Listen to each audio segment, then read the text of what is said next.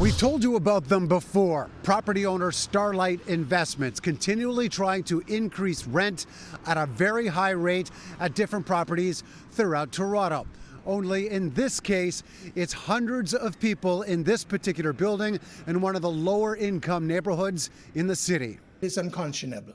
We are generally working class people or retired people, people with children and families who live in this neighborhood. Daryl Lawai is one of the many tenants at 71 Thorncliffe Park to recently receive notice that a rent hike of 4.2% was due in May. The landlord, Starlight Investments, did so after applying with the province to charge an above-guideline increase to renters, but without approval. They have suddenly got in the habit of putting unapproved rent increases and announcing them to us with the claim that they will go back to landlord and tenant and get the justification. The Starlight vision was to become the global leader in North American asset management. Starlight is a heavyweight in real estate investment and often weighs heavy on those living in its buildings. This week, Awai and others living at 71 Thorncliffe made their way to Starlight's head office in Etobicoke to deliver a letter with signatures from 60% of the tenants rejecting the rent hike. When one takes over a building, you also take over the responsibilities. The company has tried to justify the increase to cover costs of renovations to parts of the building.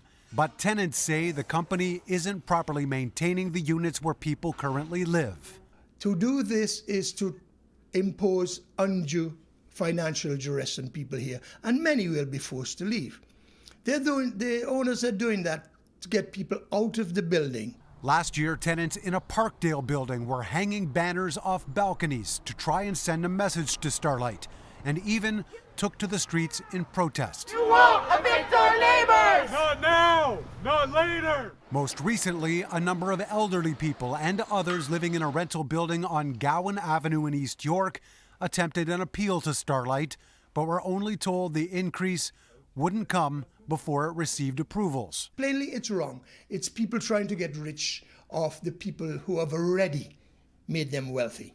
A company that repeatedly asks money from people who say they can't afford it, not just in Thorncliffe Park, but at almost every building with a Starlight sign posted outside.